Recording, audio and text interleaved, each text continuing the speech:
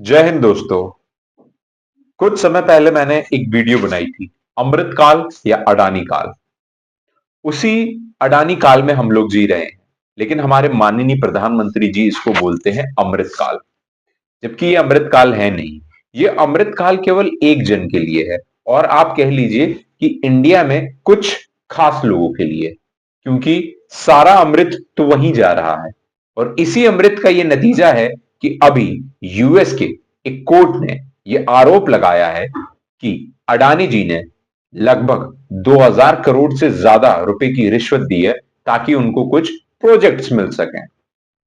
इस तरीके की ये जो खबर आ रही है, उसकी वजह से जो इंडिया का स्टॉक मार्केट एंड ऑल है, वो तो एकदम निचले स्तर पर आ गया है, और कितना लोगों को नुकसान हुआ है ये भी है। अब जितना भी पक्ष है और सरकारी लोग हैं, वो ये कह रहे हैं कि ये हमारे देश को एक तरीके से गड़बड़ करने की साजिश है, इंडिया को कमजोर किया जा रहा है। अब इस तरीके की चीजें उठाई जा रही हैं, ताकि एक नेशनल, या कह लीजिए कि जो राष्ट्रवाद हो वो हावी हो, और वहां पर ये चीजें बाइकआउट कर दी जाएं। किस तरीके से इस इलेक्शन में यूएसए के हमारे अडानी जी ने ट्रंप को सपोर्ट किया। बोला जा रहा है कि जो जो बिडेन है, क्योंकि वो अभी भी वर्तमान राष्ट्रपति हैं, तो इस वजह से ये एक्शंस लिए जा रहे हैं। ये बात भले स्ट्रांग हो या ना हो, लेकिन हमको ये बात स्वीकार करनी पड़ेगी कि किस तरीके से हमारी देश की करंट गवर्नमेंट ने एक विशेष व्यक्ति को इतने सारे लाभ दिए हैं, जो एक सर्टेन लेवल पे तो था, लेकिन इस गवर्नमेंट के बाद एक वो बहुत बड़े लेवल पर आ चुका है।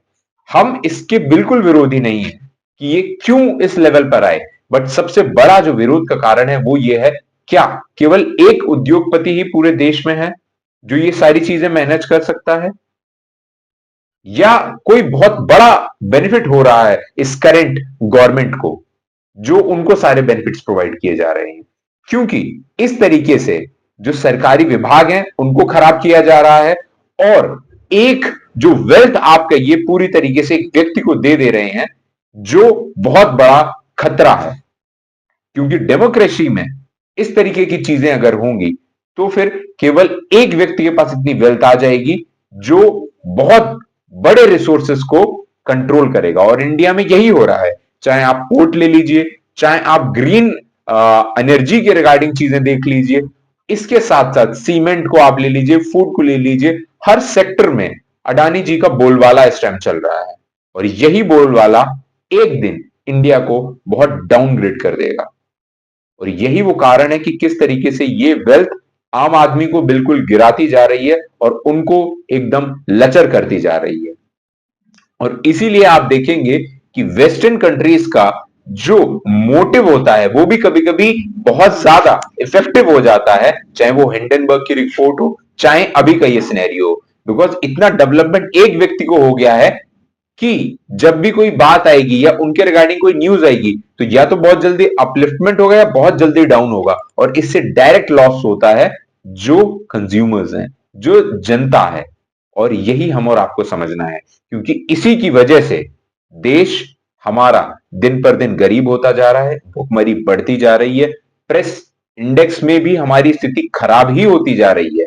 और यही सारे मूलभूत कारण हैं कि किस तरीके से जब आप एक या दो व्यक्तियों को बढ़ाते हैं, तब आपको कितने ज्यादा अगेंस्ट जाना पड़ता है सिस्टम के, और कितनी सारी चीजें करनी पड़ती हैं गलत।